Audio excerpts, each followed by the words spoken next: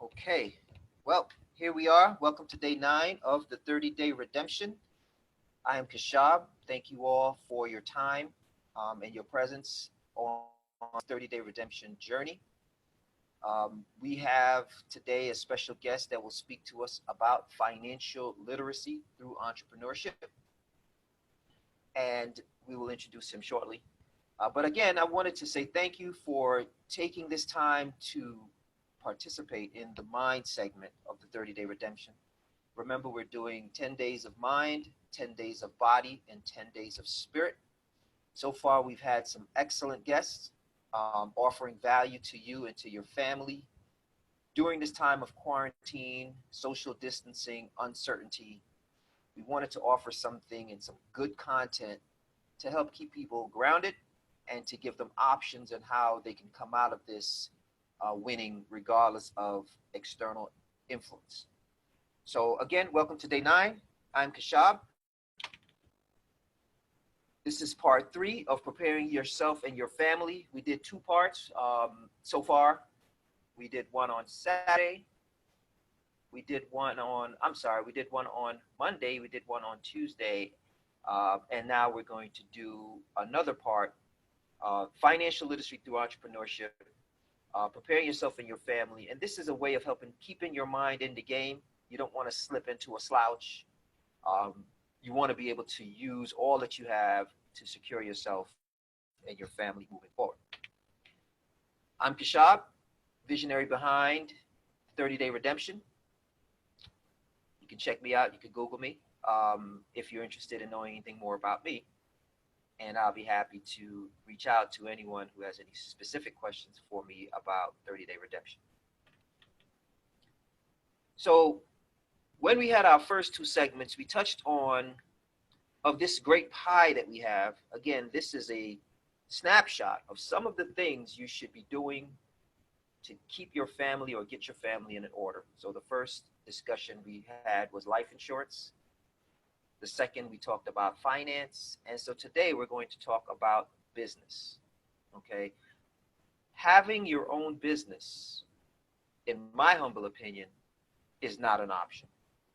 Every individual, in my personal opinion, should have an EIN number, which is the number that works almost like the social security number for your business.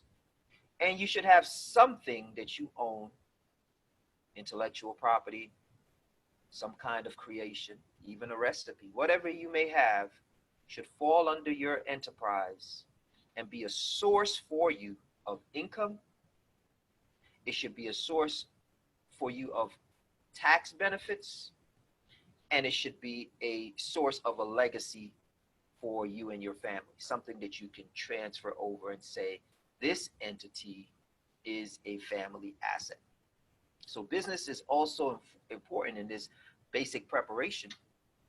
Some people may say, I don't know anything about running a business. I'm not really a business person. Every person is a business person because every person has something to offer that can be within their business. And so as we go and take this journey with our guest, he's going to talk about how you can have freedom through financial freedom through entrepreneurship, using that as a vehicle to make sure that regardless of what's happening on the outside, you can pretty much see the roadmap for yourself and your family to be successful, especially now. Some are working from home, if not all. Many people who never thought they can work from home are working from home remotely and doing the same things that they were doing at the office at home. Some are loving it. Some are not loving it. Some people are more extrovert. Some people are introverts. But nonetheless, you're able to see that using remote technology, the internet, your computer, your phone, for us, we're using the Zoom platform to be able to connect with our peers and our friends to offer value. So we know that the platform works because we're using it. What can you offer through a platform such as this or any other virtual platform? So our guest will go into that. But before he does, I just wanted to go down the list again. I know many of us can read, but I just wanted to touch on these points again. Business is an important asset within your family, even if the business is taking a loss. And hopefully our guest, he can speak on that, that there is a benefit to your business taking losses. There is a benefit to you tax-wise. Hopefully he could touch on that, jot down a little note. Maybe he could touch on that. Life insurance, we covered that extensively on Monday. Please take a look at some of the previous episodes so you can get additional information. Emotional and social support, extremely important.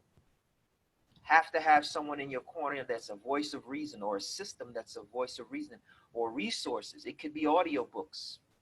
It could be some YouTube motivation. Keep your mind motivated and keep yourself in an uplifted spirit, because that also affects your health.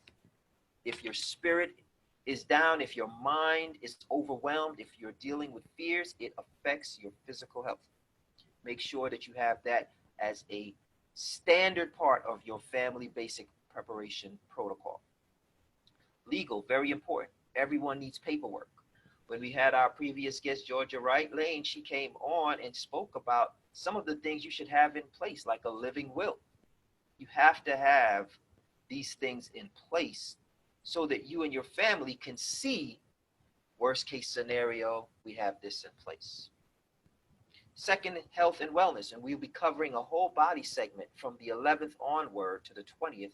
We're going to have discussions on the body and do exercises and things to help keep you healthy and well. But besides the 30-day redemption program, do you have a health and wellness regimen in place within your family? Very important. Health is wealth. Transportation, very important. Consolidation, carpooling, anything besides just Uber, which is shut down right now. For those who don't have transportation, some people are stranded. Okay? Have to have a transportation protocol. The elderly and the legacy of the elderly. Elderly people hold the history of your family. They hold intellectual property in those 60, 70, 80, 90-year-old bodies. There's a lot of equity and experience. How is that being captured? One recommendation that I made was, has anyone sat down with the elders and captured the history of your family via your smartphone and just let them tell their story and tell their wishes? Has anyone done that? We'll have that as one of our discussions when we get to spirit. Someone will come in and talk about, or have elderly talk about their side of the story, because we're not hearing from them. They have a story to tell. That should be also a basic part of your preparation, capturing that legacy. Health insurance, self-explanatory. Things go down if they make COVID-19 a mandatory test. Who's going to pay for it? My understanding, it's $200 a pop. Who's going to pay for it if you don't have insurance? Say it's 5 people in your family. And there's information out there on the web on how it can be paid for by the CDC. I don't know. Someone should be looking into that in your family. Arts and creative. How to keep yourself motivated through content, good music, great visuals. Go on Pinterest, take a journey visually. Pull up some things, Google images, pull up some images. Get the content to help keep your mind in the game. And one segment, we're going to do a dream board. Maybe we could do virtual dream boards, pull in some images, maybe on Google Docs or something, to create your vision for your life. As our guest yesterday, Angel Richards, spoke about, what is it that you're creating for yourself you want to be? And then finances, of course, getting the money, whether it's stimulus money, whether it's SBA money, Small Business Administration, whether it's putting a proposal together, whatever it is, get the money in so that you can make sure that your family has multiple streams of income. Okay? So I wanted to review that so we could understand the importance of some of these principles of preparation. It is not an exhaustive list. There's at least another 30 items that we have to add to this list. Our guest today is a friend of mine, Armand Kadima of the Levanter. He's going to touch on financial literacy through entrepreneurship. part 3, preparing yourself and your family. So I'm going to open up the line if we can get Kadima on, and he's going to give you a presentation. And then after, we'll leave some time for some Q&A and have some discussions on some of the options you may have to create another stream of income remotely while home to put your mind at ease. So welcome our guest, Armand Kadima, and he's going to take it from here. Shab, thank you. Thank you for the eloquent introduction and sharing wisdom, understanding, and guidance.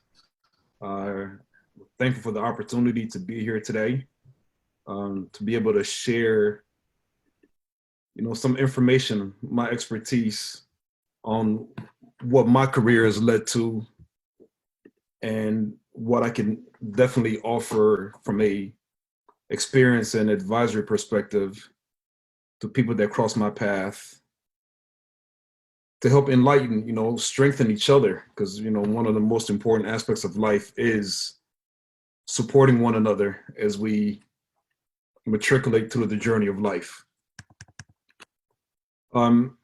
So once again, I just want to thank you for the opportunity. I want to thank you all that are on the call. I'm thankful for today.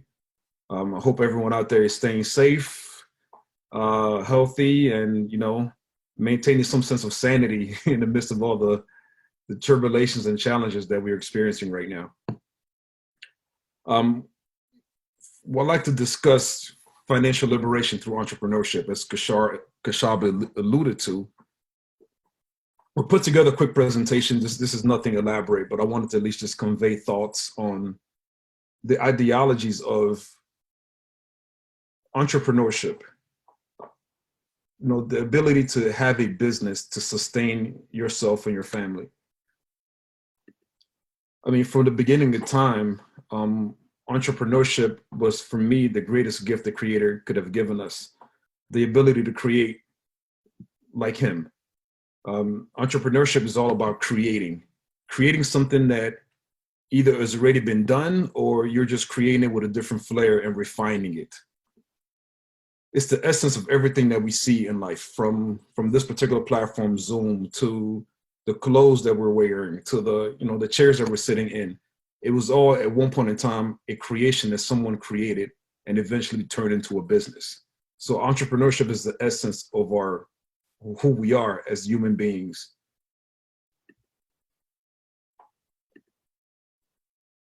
A little bit about myself and how I, came along on this journey. I am an accountant and a financial technology advisor. I am a relentless advocate to entrepreneurship. So I work on advising my clients on the best practices to start, grow, and nurture their businesses. As Kashab also mentioned in the introduction earlier, some people may think that they may not understand how to run a business, or they've never had, experiences in running a business, and they may shy away from it. But entrepreneurship and running a business is essentially the most natural thing we all have. It's innate to our true essence as human beings and offsprings of the Creator, because He created us in His image. And therefore, we also have the same power to create as He created us. I cannot, stress that more and more, especially as I, progress in life, the importance of being able to tapping into our innate nature to create. And entrepreneurship is the best way to do that. It's the best way to fulfill that internal notion to perpetuate life and purpose. So just like most people, I started off with, going to school, being taught different things to the public school system, essentially being trained to be something one day in my life, find a career, have a job, have a 401k, work till I retire, and possibly, if I have enough money in my savings account and the stock market is not depleted, I may be able to, retire somewhere on the beach somewhere when I'm 70 and somewhat enjoy the remainder of my life. Or if I'm not fortunate enough, I'll have to get a job at Walmart greeting people because I did not earn enough throughout my lifetime to have enough saved to live a, a dreamlike retirement experience. Went to college, fell into accounting. It wasn't even something that I was intentional about. It was something that my roommate advised me on. Fell into accounting, graduated, came out, got a job, and started working as an accountant and learning about the accounting profession, and not behave as an employee, follow rules, follow instructions. And eventually, if I, do the right things, I'll progress up the corporate ladder and eventually, make enough money to where I could retire, as I, mentioned earlier. But that plan, or that plan that was scripted for me by the system that we, operate in, didn't quite align with my spirit, with who I am. And I began encountering some challenges and some circumstances where I hit the proverbial glass ceiling. And there's certain things that I did not agree with, as far as having to go to work every day and, having to not have spent time with my family as I saw fit, and, literally having to ask for permission to go use the restroom. It just, did not align with my spirit. And I found myself in a place of conflict where I couldn't figure out exactly where I should fit in.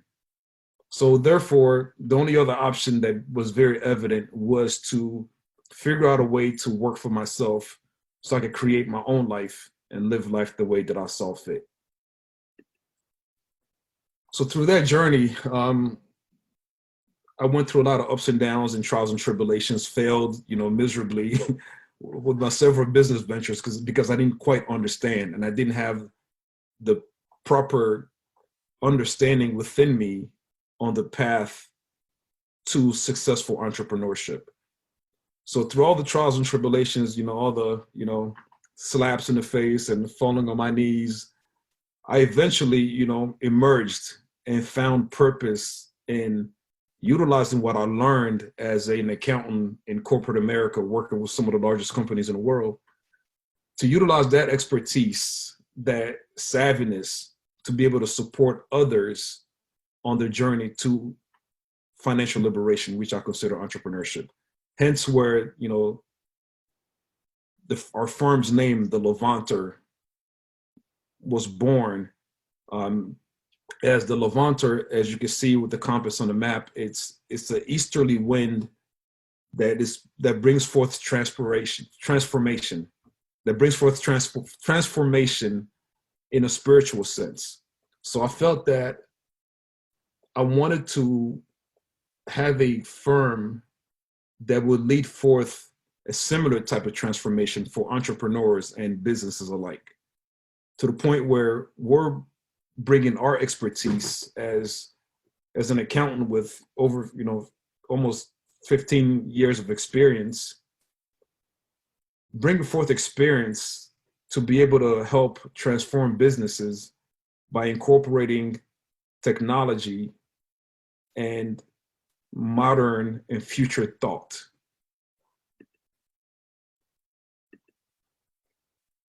Hence, where we talk about financial liberation or financial freedom.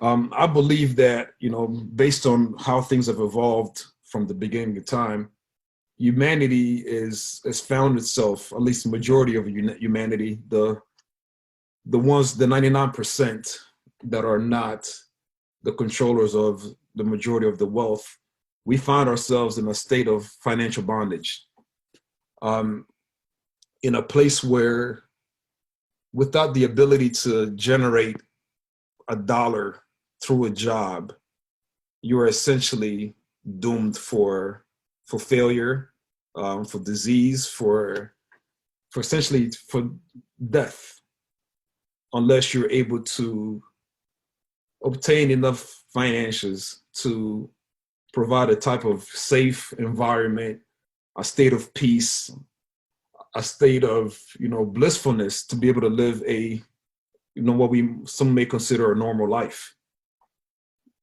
And it's attached to some kind of a currency, and typically it's a monetary currency that we have to, and most of us are only taught one way to generate that, and it's through having some kind of a job somewhere where someone dictates you when to be there, how to behave for those, 8 or 9 hours that you're there, when to go home, and then start the cycle all over again, day to day for the rest of your life.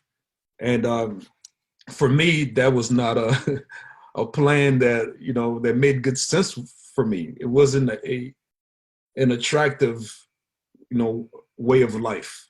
So therefore, I decided that what, not only do I have to liberate myself, but once I do so, it is my duty, my purpose to liberate others, at least to support them or guide them on how to liberate themselves. Everyone has a talent or somewhat of an expertise. As I mentioned earlier, the greatest gift the Creator, you know, bestowed upon us was the ability to create through some kind of a talent.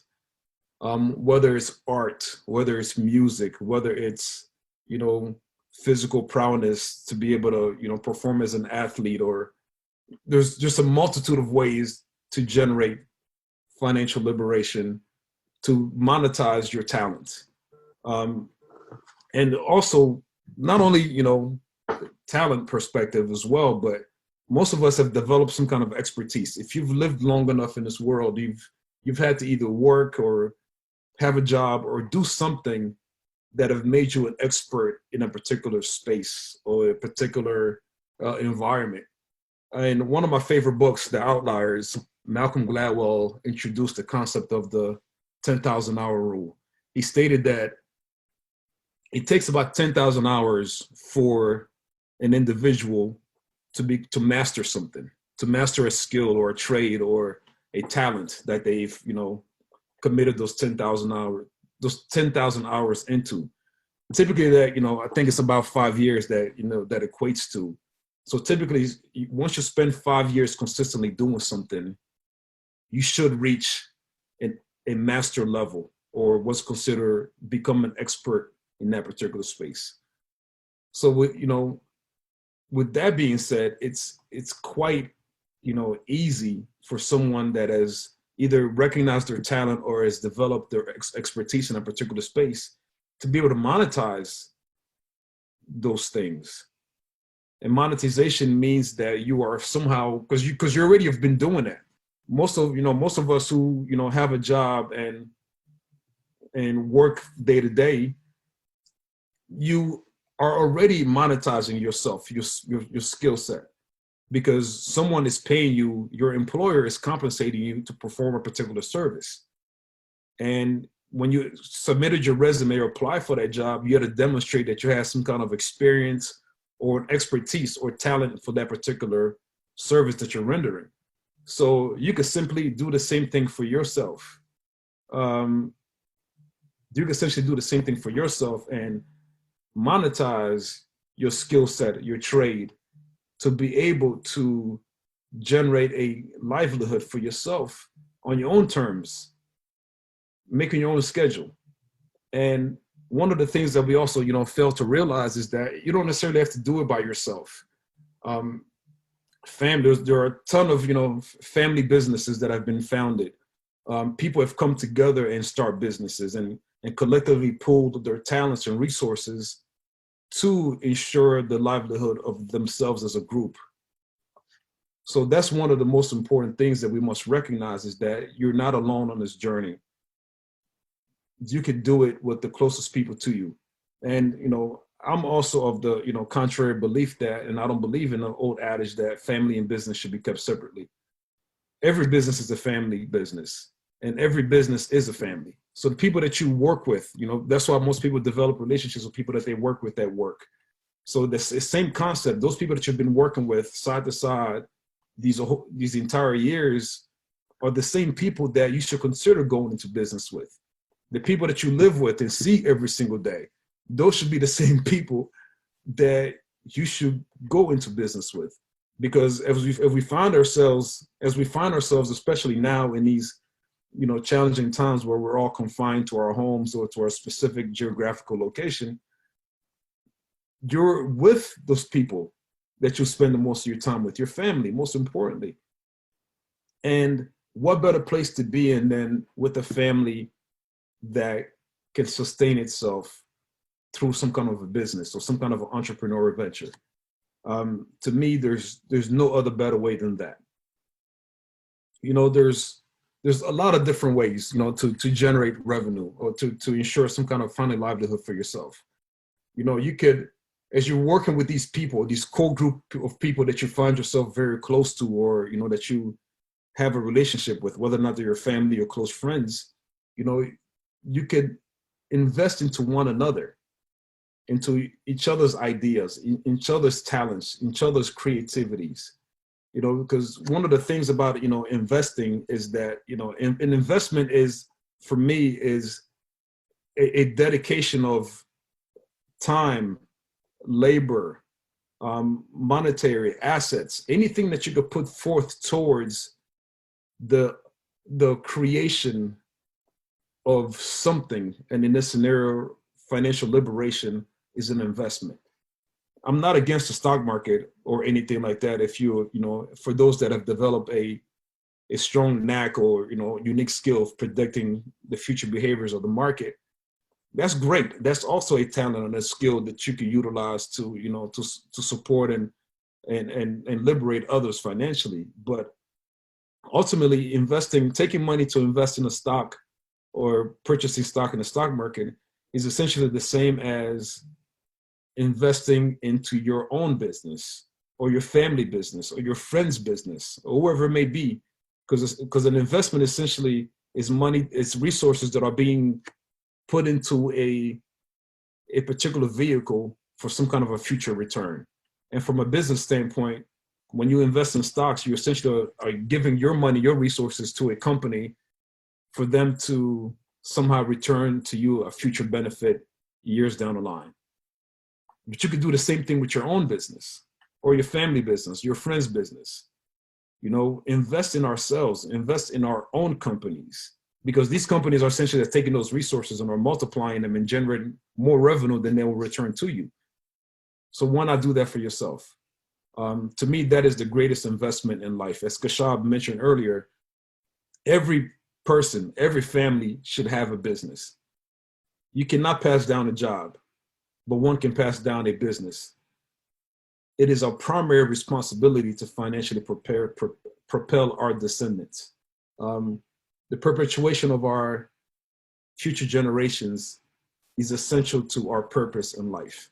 We cannot matriculate through life without making it a priority to ensure that our future generations are taken care of. I read once that it said that he who does not leave an inheritance for his future generations is less than an infidel.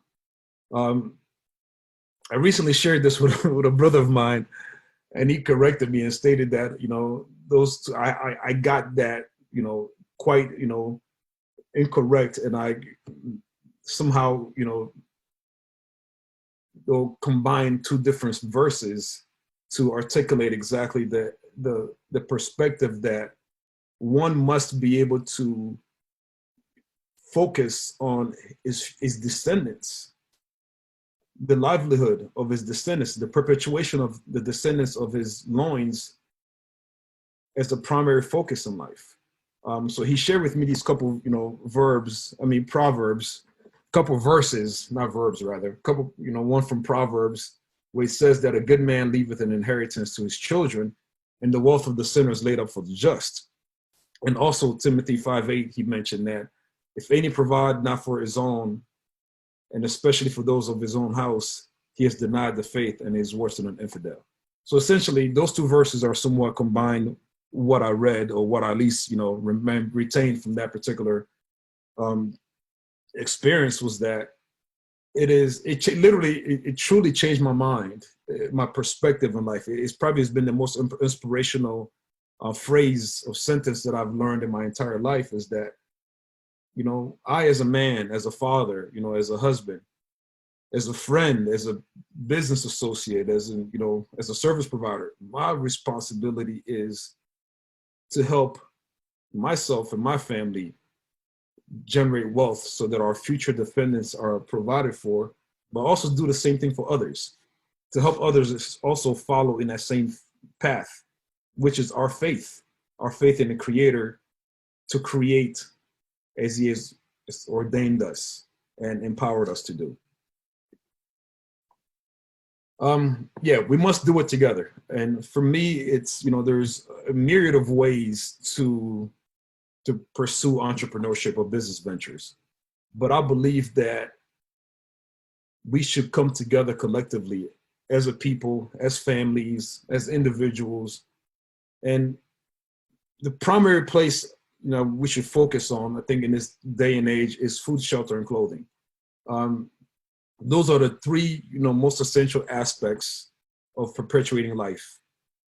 If, as we can see right now, the most important, everything is failing us at this time.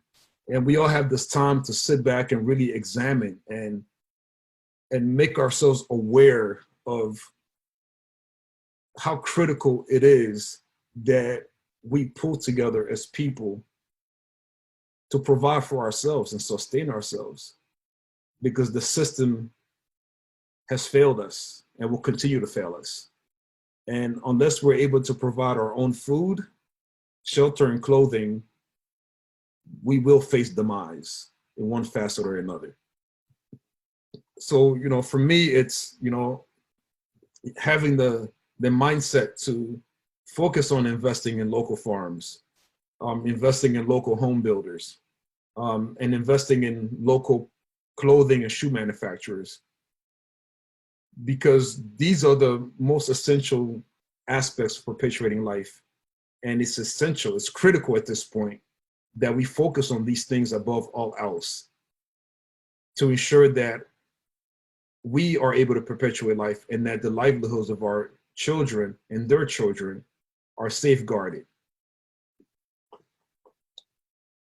As I mentioned earlier, literally every family should have a business. There's a myriad of businesses. A business is considered a legal person that can live perpetually forever. So once you establish a business and you properly set it up as a recognizable entity, it becomes a legal person that lives forever. So therefore, you could depend on this legal person, to take care of your descendants forever, for perpetuity. So it's quite important that we understand that. You can't, as I mentioned earlier, you can't leave a job to your descendants, to your children, but you can leave a business, a legacy that will sustain you for forever. It's quite amazing the structure that the Creator created for us, and it placed us in a domain to where we have tools and resources to ensure that who we are as humanity, as people, we can take control of our situations and create an environment to perpetuate prosperity, longevity, peace, happiness, love, kindness, all the good things that life has to bring forth. And the only way that we could really ensure of that is by tapping into our innate creativity, our innate ability to create.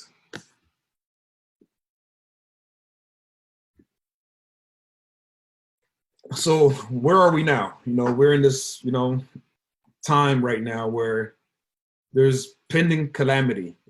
Everyone is somewhat panicking and trying to figure out, okay, what's going to happen after this? What does the future look like? There's so much uncertainty now. I don't believe I've ever been in a time where I've experienced so much uncertainty in the future of civilization as a people. This situation is global. I've communicated with people all over the planet, and everyone is on lockdown. Everyone is confined to their homes across the globe. This is unprecedented. Like I said, at least for my lifetime, and I'm not sure, with others, in the past, but this is just something that has really shook me to the core and has really given me the opportunity to sit back and analyze and realize that, even within all of this, uncertainties, there lays opportunities. Within every problem lays solutions. And these solutions are opportunities to change and use creativity, the spirit that's within us, to create a path forward. So there's a lot of plans and programs out there that have been, you guys have hit the news. There's a lot of different stimulus packages. There's, SBA disaster loan programs, and there's one, the Paycheck Protection Program to help businesses. As you can even see, a lot of the focus of the $2 trillion that Congress passed to be able to support the economy has been allocated majority to businesses. Of course, the large businesses get a large bulk of that, but you also have, small businesses that are also would benefit from these particular programs, because they understand that they are the tools and the machines that drive the economy forward, that drive the perpetuate life and move things forward. So it's important to understand, even with the government, they understand the importance of supporting businesses, entrepreneurship, creativity. Henceforth, they've brought forth, trillions of dollars to help support and perpetuate those particular businesses. As you can see, they're not doing a lot for individuals. There's somewhat of a stimulus package that I think most of you are aware of that has been passed down, to where everyone gets roughly $1,200, and they may get, half of that for their dependents. But what are people going to do with $1,200? That is, for most people, that's not even enough to pay their rent or take care of for 1 month. And for most businesses, they're giving them at least 2.5 months worth of resources to sustain them over, almost a 2.5, 3 month period. Whereas with individuals, you're barely getting anything to even sustain you for half of a month. So we have to just read, between the lines and see these things and realize that we must become entrepreneurs. If there was one thing that we were to learn in this particular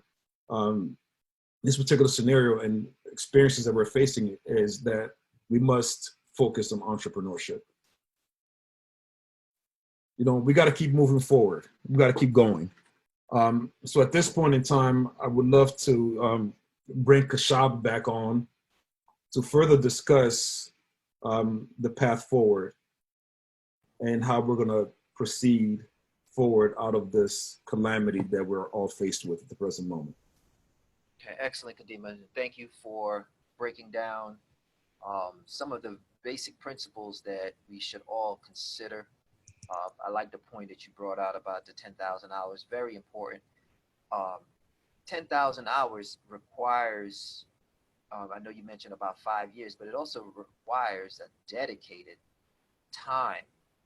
That means that some of the television time, when you calculate 2 hours of television or 3 hours of television a day, that represents, especially if you're doing it every day, 3 hours of television a day represents 21 hours a week, which represents about, and forgive me if I'm wrong about this calculation, but when I did the calculation of 20 hours a week, it represents about 1,040 or more hours a year on television. And in our first conversation, we talked about visuals versus vision. And we talked about how the corporations spend time in your mind, like they take up real estate in your mind, and they don't pay you. So that 10,000, that 1,000 plus hours a year that is spent on television cost you whatever you didn't make.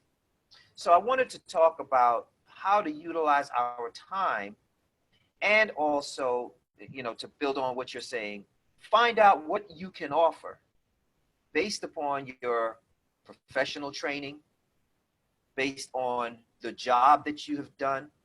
Sidebar, there's people working in businesses, corporations, government agencies, and have no clue beyond their job how the organization functions. Right. meaning that you are a screw or a widget or a gear within this machine and have no idea what the machine is doing. So how can you effectively learn the profession that you're working in so that you can package that and, go into the other part of our discussion and remotely offer something? So what I like to do, Kadima, I would like to, before we even open up Q&A, because I'm sure people have questions, and we'll do that probably within 5 minutes, is talk about the top 4 to 8 businesses that people can do remotely now or even after COVID-19, if there is an after COVID-19. But we're being optimistic that there will be an after. What type of business can you do remotely in order for you to sustain your family? So let's talk about that a little bit. Maybe you have 4 off the top. Yeah, I mean, that's a great point. I mean, there's, if we look at just the marketplace and what things are occurring currently, Amazon is still thriving. I mean, my family now is still ordering food off of Amazon, ordering certain things, and it's coming to our doorsteps. So number one above all else is e-commerce. The ability to sell some kind of a product that people need. I talked about those 3 things: food, shelter, and clothing. Food, if you're able to prepare some kind of food that's non-perishable that you can ship to people around the world, I mean, your business will be booming right now. There are people that are manufacturing soaps that are doing very well right now, because especially now with this, pandemic that's revolved about hygiene and remaining, cleaning yourselves and your hands and maintaining clean surfaces. And those businesses are thriving and booming right now because you're able to sell a product that you can ship from the privacy of your own home. The post office will come to your house, pick up whatever you're selling, and ship it off. That is, by far the best business model to partake in. Even little basic stuff, clothing. People still need clothes. Are always going to need clothing. E-commerce is by far, as I mentioned, the number one. The other option as well is consulting. There's, for me, for example, in this days and times, I already had built a cloud-centric remote business from a consulting standpoint, because I could provide, especially right now as an accountant, everyone is asking questions about these SBA programs, how to apply for them. And the SBA, and the government are going to require that businesses provide their tax returns, that they provide their financial statements, that they answer these, elaborate business-related questions that most average people, entrepreneurs, don't quite, understand how to fully, answer or address. So for us, we're able to still provide advisory through the mediums of Zoom or phone calls, and be able to advise people. So any type of consulting advisory, attorneys can still provide legal advice.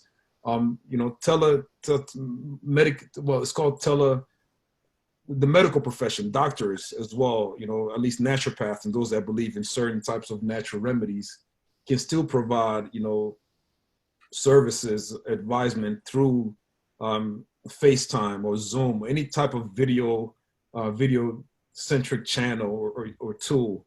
So that's another example.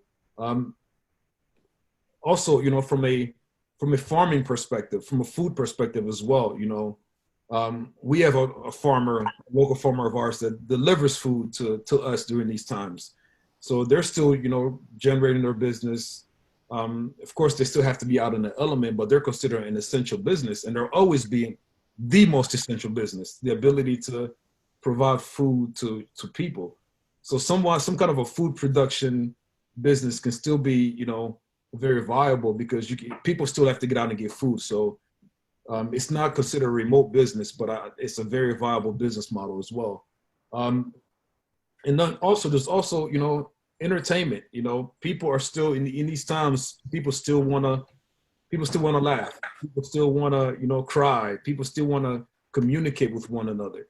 As you guys can see, there's a lot of entertainers that are, generating revenue right now, or, even art shows. You can have remote art shows now. You just have to be creative in a manner of identifying what your skill set is, what your talent is, and figuring out a way to monetize that. I thought about something earlier. I think I shared with Kashab.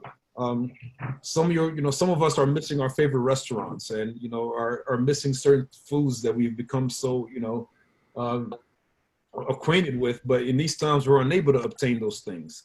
But as a chef or restaurant owner, you could put on a class online to show people how to make that dish that people love so much. Yeah, you might be giving away your secret recipe, perhaps, but most people won't have the time to do that themselves or go figure it out. So you could charge a fee, and teach people how to cook, how to bake. Um, you know, Even from a clothing, you could teach people how to make clothes. So with the advent of technology, we have the ability to teach one another through remote means and generate revenue that way. I also wanted to, I know you mentioned the Amazon, I guess that would fall under the business model of e-commerce. Correct. And you also mentioned the cloud centric. For those who are not familiar with how the cloud works, can you give them a little bit of insight? Yes, yes. The term cloud is, a term that became very popular within the last, 10 to 15 years as technology has been progressing into a space to where there is a transition from the storage of data. So a lot of time when you think about, computers um, and things such as phones, there are functions that require some kind of hardware to process those activities.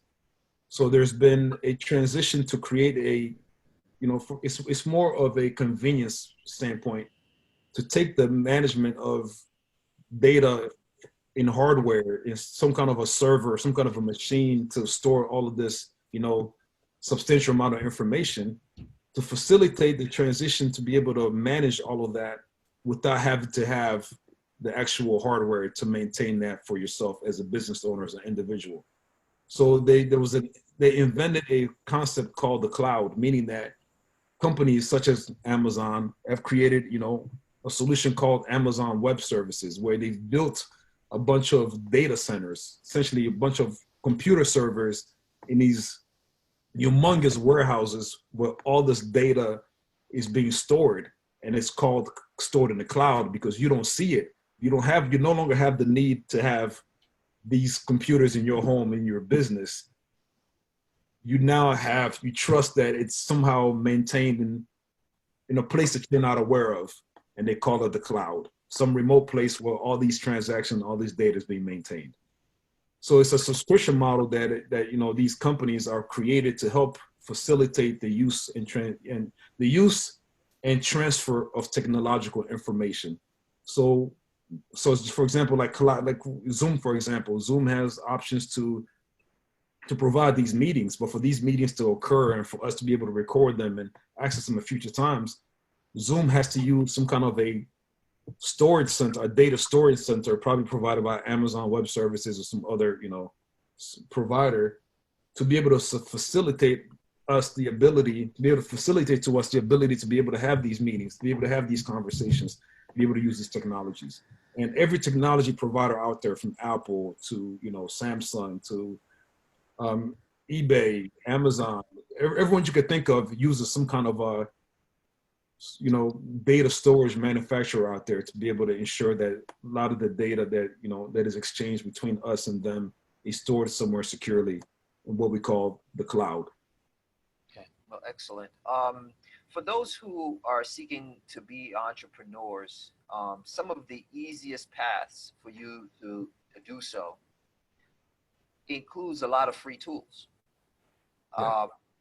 and some even inexpensive tools. So, for example, if you're getting a $1,200 stimulus check, you may want to burn that out on Amazon, or you can set something up, something as simple as grabbing a domain name. What is a domain name? It's your .com. Your domain name could be your name. If you grab, and I highly advise everyone to own their own name. at least on the internet. Grab your name as a .com or a whatever. There are other USA, this, that. Grab your domain name and at the very least set up what they call a landing page. Yes. A landing page, for example, 30dayredemption.com is a landing page. Set up a landing page. It may cost you $500. So let's get into the nitty gritty, right? It may cost you $500. To register the domain name may cost you $17. Register the domain name, set up a landing page, your picture, what you're offering. We have set up landing pages for all of our speakers. And in that landing page, we have a video streaming on that landing page. And for anyone that would like to see an example of that, you can raise your hand and we'll send it to you. Or we can just send out a replay with a link to the landing page, okay? But we set up a landing page and you're able to stream from a YouTube channel for free whatever it is that you're offering. It could be the top with the video in the middle, with a way to collect emails at the bottom, with a way to get to your e-commerce store. There are free options for you to be able to get your business set up for $550. Okay? So properly using the monies that you are getting to transition into something. So now the question becomes, well, what can I offer? Whatever you have learned. You can offer how to do hair. Yes. You could offer, because now we get into the educational piece. Correct. You can offer something. So this is the output. You can offer from you something that you know how to do very well. Everybody knows how to do something. Even if you're good at telling stories. I know some people that are so good at telling stories. I'm like, you should really tell stories. Charlie Wilson, what is this? Charlie Murphy. Yes. Eddie Murphy's brother, rest in peace. But he told some good stories to where his stories became just as funny as David Chappelle's show. And it became a segment because he tells such good stories. Some people, you mentioned earlier about doing business with family. Yes. Underneath your family, and this is a big passion of mine, I believe that every family should not only have a business, but every family should also have an estate. Yes. Underneath your estate should be all the members of your family. So if you have an estate and you have 4 children, what can your children do? What can your children offer to this platform to stream? You would be surprised how many people will watch you and your family. Today we call it reality shows. Exactly. And how do you make money? So I wanted to go into a little bit about, because we touched on it vaguely, the next minute, and then we'll open up the channels for calls. What does the monetization process look like? So we talked about free tools. You register, $17. There's free tools such as box.com. They have a free version. You could even have a free fan page on Facebook, and it has all of the monetization tools. So can you maybe take a minute, Kadima, and speak on what does the monetization, how do we take it from the idea to making money from the idea? That's a very, very good point. The same way that Facebook does. Ultimately, what Facebook is is known for, or, what people consider was very ingenious of them, is that they drove people to Facebook, millions of people, to log into their platform and provide every facet of their lives, from who their friends are, from where they went to school. Literally, we go on Facebook and provide them with everything that we have. And they turn around and take that information and sell it to other providers who market to us their products, advertising, and they're generating billions and billions of dollars off of just our basic information. So we simply have to replicate that same model. Stay away from Facebook as much as possible. Create your own domain, as Kashab mentioned, your own landing page, and start driving traffic to your page. People that follow you, your friends or family. I mean, some people have, I've seen it. Everyone on Facebook has 5,000 followers, whether real or not, but most people have that. Imagine if these people came to your website consistently to connect with you. That's $5,000. That's 5,000 people that you're driving to your site that you can now market your products to, whatever it is that you're doing. Whether it's like I said, it's a subscription to teach them how to knit a sweater or how to, grow food in their backyard, whatever it is. And you could charge, a subscription fee, $5 a month. You take that, you multiply it by 5,000 people, you guys do the math. That's a lot of money. A lot of people can sustain and survive off of that. Monetization of your intellectual property, your creativity, who you are, is the essence of where we should return in this day and age. And stop giving our powers to the Facebooks, the Instagrams. It's as easy as creating your own landing page. And some places are even free. I wanted to touch on that also, and I wanted to make this statement. It is important to know the difference between your audience and your customer. If you get that wrong, you would think that sometimes your audience is your customer. Your audience may not be your customer. Your customer is the person who is paying to have access to your audience. And so you want to make sure that when we're talking about concepts like putting your video on a landing page, that you understand that you have to build your audience. And then after you build your audience, let's say, for example, like Kadima used, you have 5,000 friends. We know from our experience that 5,000 friends won't even look at you 2 times if you put anything about money. But some of those friends will definitely root you on if you put a picture up or whatever the case may be. And there's ways of building your audience and then finding out who will pay you to access the people. They call you an influencer, to access the people that you are able to influence. So that's one way, building an audience and then marketing other people who want to reach your audience to your audience. And one other thing we didn't talk about, and then I'm going to open up the channels for questions, is we did not talk about content. So you streaming on your platform is one way of putting content out there, your video.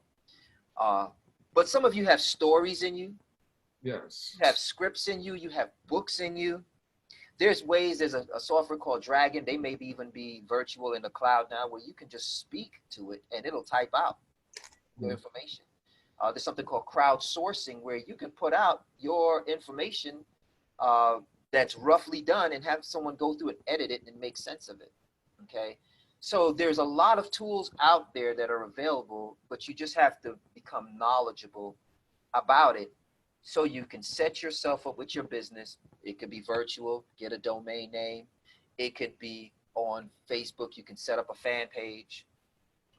It can be partnering with someone to be able to package, or someone could market the stuff that you make. Like if you're making products in your kitchen, someone can market and just you provide. They call it drop shipment. You could drop ship your product through someone else's brand. You make it, they label it, they have an audience, sell it. I'll make 1,000 of these things in a jar. You want to put your name on it? You got people that want to buy from you? No problem. Okay, I'll sell it to you for $5 a jar. You sell it for $10 a jar. I make $5,000 a pop. But you have to let people know what you're doing. If people don't know what you're doing, then people can't support it. Okay, 30-day redemption, I could have talked myself out of it based on past experience of a lack of cooperation or support. I could be like, man, people don't want to hear anything. Went forward with it anyway. Yes. We set it up in 7 days, 5 days. We set it up and put it out there, and people are able to benefit from it even after we finish speaking. The content is there. Okay, so I'm going to stop there. Kadima, did you want to say something before I? No, I'm good. I just want to thank you for your time and the opportunity to be here. Thank you. And we're not going to go yet. I'm going to open up the lines. If anyone has any questions, please ask it now. We're going to probably go maybe 5 or 10 minutes over. If anyone has any questions for Kadima or for myself, uh, please feel free to raise your hand or unmute your mic and go ahead and ask the question so we can do our best to answer. Kashaba did want to say one thing. This is Rafaela. Okay. One of the things that I wanted to mention, I know all those things that we're talking about was amazing, and I think those are a lot of the steps. Sometimes, although we have all that information, we might not know how to get started. I think a lot of us get stuck on that. Like, we have a lot of information, but how do I get started? How do I go from point A to point B? You know, how do I choose a domain name? You know, what do I go to get a website done? Those things. And if those of you that are really interested in, like, you know, these is all great ideas, I want to get started, I have this great idea that I've been thinking about, they can actually get in touch with me, because I do have a program. It's an 8-week course that can help you start from point A to point B, you know, from beginning to end. You can actually have a business within a week. If you have all your information, if you know what you want to do. So for those of you that might be interested in actually, you know, this is a good time, I'm at home, I want to get this started, I have the cash in hand, I want to invest in myself, they can actually get in touch with me to get that started for those who are interested. And I can put my information on the chat. Okay, excellent. Good to know. Yeah, put that information in. And if anyone is interested, you know, give Rafaela a call and she'll see what she can do to assist you. And thank you for that information. Does anyone else have any questions for Kadima or for myself? You could unmute your mic or raise your hand. Okay. Well, it's either you were very thorough or people are still, wheels are still turning. But Well, I wanted to definitely thank you, Kadima, for taking your time. Some of it was a little last minute, so I appreciate you taking your time to bring that information. There's always more. One of the reasons for bringing on an accountant is because in order for you to get anything, even stimulus or even maintain a business, keeping those numbers crunched makes all of the difference. So there's no way of getting around dealing with accounting. Even if you do it yourself, there's no way of getting around accounting for you to have a sustainable business. And you will know this when you try to get money for your business. The first thing they want to know is, do you have a profit and loss? What do your taxes look like? They're not going to let you get away with not crunching those numbers. So very important part of it. I see a comment. Hold on. Okay. Zen taking it all in. Great information. Thank you. So you got some feedback. And also from Rel, thank you. Great team of presenters. Wonderful. So any closing statements, Kadima? no, I'm good. I'm just thankful for the opportunity. And like I said, everyone, I think you're going to post information. Everyone wants to follow us. You can reach us at the levanter.com. So it's THELEVANTER.com. Go there. If you have some questions, you know, would like a free consultation to just learn about how you could, you know, matriculate on the path to entrepreneurship. Feel free to reach out to us. And until next time, you know, take care of yourselves, stay well, stay vigilant. We shall overcome. Amen. And I'll share Kadima's information on the screen if anyone missed it, or if you look at the rebroadcast. That's his information. Armand Kadima, the Levanter, LEVANTER.com. Check him out, and any questions, shoot him an email. Thank you again, Kadima. Thank you, Rafaela, and we will see you all tomorrow for the final Mind segment, day 10. All right. Take care, everyone.